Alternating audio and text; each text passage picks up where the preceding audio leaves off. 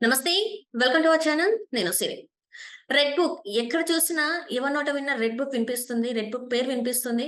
ఇంకొకటేంటంటే జగన్మోహన్ రెడ్డి గారు అసలు లోకేష్ పేరుని గాని, రెడ్ బుక్ పేరుని గాని మాట్లాడడానికి కూడా ఇష్టపడని జగన్మోహన్ రెడ్డి గారు కూడా ఈ మధ్య లోకేష్ గారి పేరు, రెడ్ బుక్ పేరుని ప్రస్తావిస్తూనే ఉన్నారు. దీంతోని లోకేష్ గారి ఇమేజ్ ఒక్కసారిగా పెరిగిందన్నట్టు అనిపిస్తుంది. సో, ఈ అంశాన్ని మనకి వివరించడానికి మనతో పాటు ఉన్నారు ప్రముఖ సీనియర్ జర్నలిస్ట్ ఉప్పాల లక్ష్మణ్ గారు. నమస్కారం సార్. సార్ ఇప్పుడు చూస్తున్నట్టయితే ఎక్కడ చూసినా నమస్తే గూడా అండి. ఆ! సార్. ఎక్కడ చూసినా గూడా రెడ్ బుక్ గురించి బాగా వినిపిస్తుంది.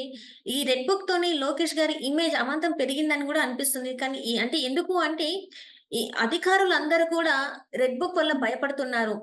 ఈ రెడ్ బుక్ వల్లనే అధికారులందరూ కూడా చంద్రబాబు నాయుడు గారి ఇంటి చుట్టూ తిరుగుతున్నారు. లోకేష్ గారిని కలవాలని కోరుకుంటున్నట్టు మనకి వార్తలొస్తున్నాయి. ఇందులో ఎంతవరకు వాస్తవం ఉందంటారు సార్?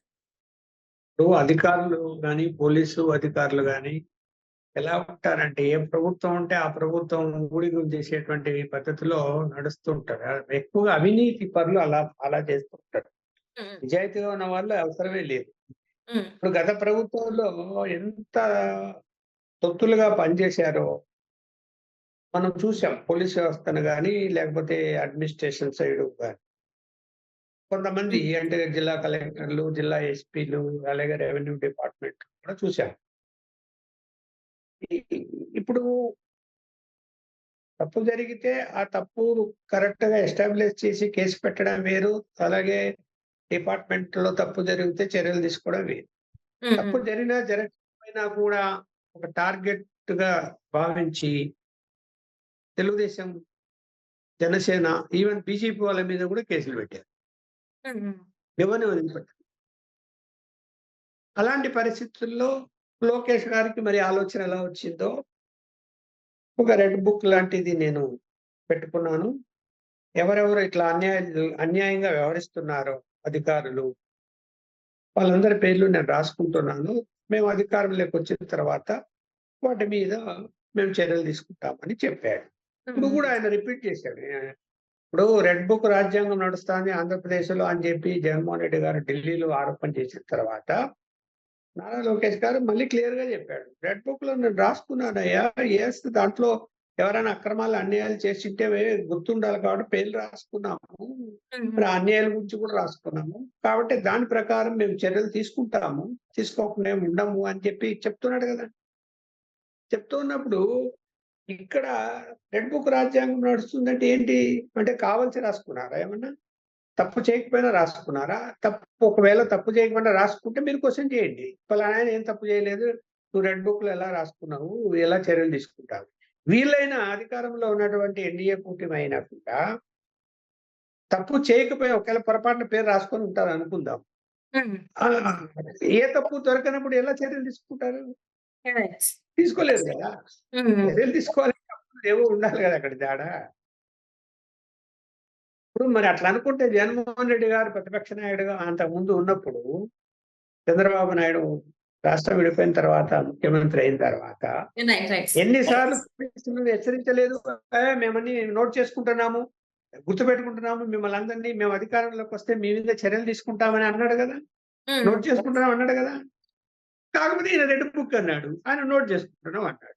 ఎవ్ హ్మ్. ఎవ్ మరి ఆయన చర్య అట్లాగే మరి జగన్మోహన్ రెడ్డి గారు అధికారంలోకి వచ్చినాక ఎంతమంది అధికారుల మీద చర్యలు తీసుకున్నాడు గదా!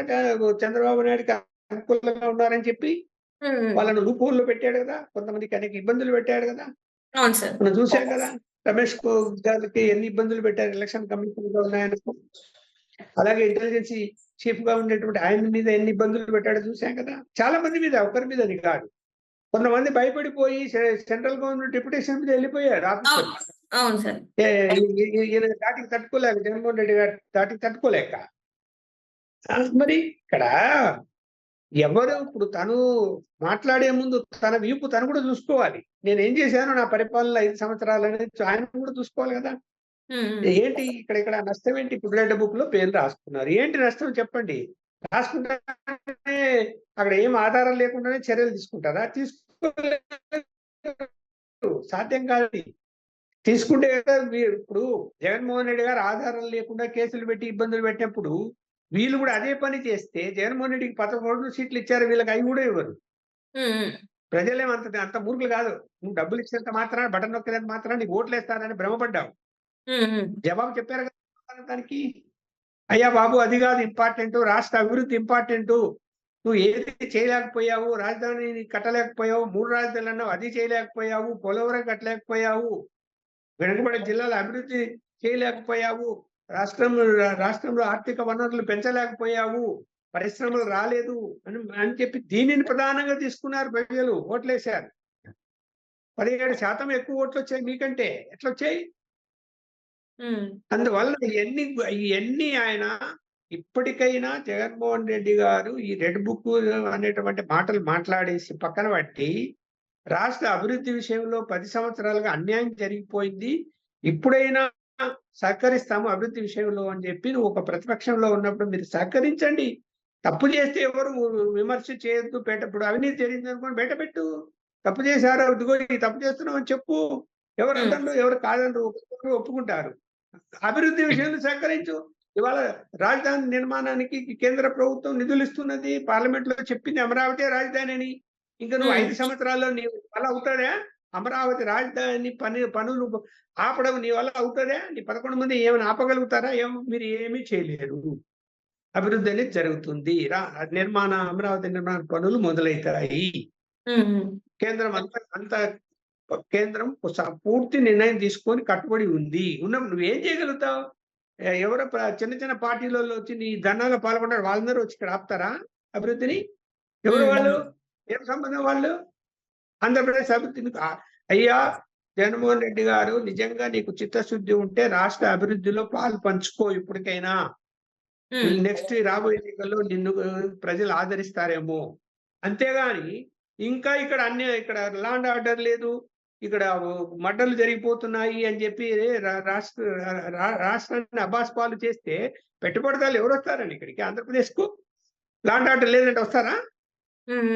అంటే అది కూడా ఒక కారణం అని, అంటే ఈ లా అండ్ ఆర్డర్ సరిగా రైట్ సార్. అంటే ఇక్కడ చూస్తుంటే జగన్మోహన్ రెడ్డి గారు ఆ ప్లాన్ లోనే ఉన్నారని కూడా కొంతమంది చెప్తున్నారు. ఏంటంటే లా అండ్ ఆర్డర్ సరిగా లేకపోతే ఎవరైతే ఇన్వెస్ట్ చేద్దామని వస్తున్న వాళ్ళు భయపడి మళ్ళీ వెనక్కి వెళ్ళిపోతారు. అలాంటిది చెయ్యాలనే ఇప్పుడు జగన్మోహన్ రెడ్డి గారి ప్లాన్ అని చెప్పేసి కూడా కొంతమంది మాట్లాడుతున్నారు. మరి అదే నిజం అంటారా? ఉండొచ్చు. అతని మనసులో ఏముందో ఎవరికి తెలియదు. అతనికి అర్థం కావడం లేదు పరిస్థితి. కానీ ప్రజల మనోభావాలు దెబ్బతింటాయని అతనికి ఇప్పుడైనా తెలుసుకోవని నేను చెప్తున్నా. నువ్వు తప్పుడు మార్గంలో ఇప్పుడైనా వెళ్ళకు. జరిగింది జరిగిపోయింది. ఇప్పుడన్నా రాష్ట్ర అభివృద్ధి విషయంలో మీరు సహకరించు. రాష్ట్రం బాగుపడని అని కోరుకో. నువ్వు ఇంకా నాశనం కావాలని కోరుకోకు. అంటే ఇప్పుడు మొన్న చూస్తున్నట్టయితే ఢిల్లీలో కూడా రెడ్ బుక్ గురించి ప్రస్తావించడం జరిగింది. లోకేష్ గారి గురించి ప్రస్తావించడం జరిగింది జగన్మోహన్ రెడ్డి గారు. అంటే ఇప్పుడు మరి లోకేష్ గారికి జగన్మోహన్ రెడ్డి గారు భయపడుతున్నారంటారా? లోకేష్ జగన్మోహన్ రెడ్డి ఏం భయపడ్డాం. అతనిది ఒక విచిత్రమైన క్యారెక్టర్. అతను ఎవరికేం భయపడేటువంటి పరిస్థితి ఉండదు. కాకపోతే కేసులు కాబట్టి ఆ కేసుల విషయంలో ఏమిటి అని చెప్పి ఒక కేంద్రంలోని బీజేపీ నాయకత్వానికే అతను కొంచెం భయపడ్డాడు తప్ప, ఇప్పుడు కూడా ఆ భయం అతనికి ఉంది ఇంకా లోపల. లేకుండా ఏం పోలేదు. మేకపోతు గాంభీర్యం చూపిస్తున్నాడు. ఏమో జరగబోతుందో అని చెప్పలేం. ఏమైనా జరగచ్చు. ఎందుకంటే కోర్టుల యొక్క నిర్ణయాలు ఎప్పుడు ఎలా ఉంటాయో మనం ముందుగా ఊహించలేము. అందువలన ఆయనకు అభద్రతా భావం అయితే ఉంది. ఏం చేయాలో అర్థం కాని పరిస్థితులు అయితే ఉన్నాడు. రైట్. అంటే అంటే ఇప్పుడు లోకేష్ గారి అంటే ఇంతకుముందు ఆయనని ఎవరైతే ఎగతాళి చేశారో, ఎలా మాట్లాడారో, ఇప్పుడు ఆయనను చూసి ఇంతమంది అధికారులే కావచ్చు, ఇప్పుడు మాజీ ముఖ్యమంత్రి కావచ్చు భయపడుతున్నారు. ఆ బుక్‌లో ఏముంది? అంటే వీళ్ళ అవినీతి చిట్ట బయటపడతదనా? లేకపోతే అప్పుడు అరెస్ట్ టైమ్‌లో ఎవరైతే అధికారులు వాళ్ళ దగ్గర తప్పుగా వ్యవహరించారో వాళ్ళ పేర్లు బయటకొస్తాయని అసలు ఏంటంటారు సార్ మరి? ఇప్పుడు అవినీతి జరిగిన మాట వాస్తవం. అన్ని డిపార్ట్మెంట్‌లో అవినీతి జరిగింది. క్లియర్ గా అసెంబ్లీలో చంద్రబాబు నాయుడు గారు మనకు పిక్చర్ ఇచ్చాడు. పెద్ద ఎత్తున ఎక్కడెక్కడ అవినీతి జరిగింది, మైనింగ్ లో ఎక్కడ జరిగిందో అని చెప్పాడు. చెప్పినప్పుడు ఆ అవినీతికి కారకులైనటువంటి అధికారుల మీద చర్యలు ఆల్రెడీ మొదలయ్యాయి, ఇంకా మొదలు పెడతారు. అలాంటి పేర్లే అందులో ఉండొచ్చు. ఇప్పుడు ఒకవేళ నేను ముందు చెప్పిన ఏంటంటే అవినీతి ఇప్పుడు ఏదైనా ఎవరో పక్క పార్టీ కార్యకర్తలు, పార్టీ నాయకులు పలానా ఆయన తప్పు చేశాడు పేరు రాసుకొని ఉండాడు అనుకోండి. కానీ ఆయన మీద ఆధారం లేదనుకోండి, ఆధారం లేనప్పుడు ఏం చేస్తారు?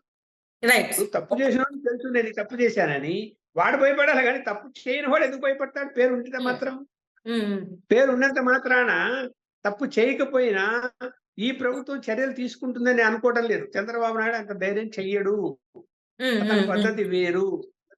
ఏదైనా తప్పు ఉంటేనే చర్యలు తీసుకోమని చెప్తాడు తప్ప, తప్పు లేకపోయినా చర్యలు తీసుకోండి అని చెప్పి జగన్మోహన్ రెడ్డి లాగా ఆదేశం జారీ చేసేటువంటి ముఖ్యమంత్రి కాదు. ఆయన సిస్టమేటిక్ గానే పోతాడని నేను భావిస్తున్నాను.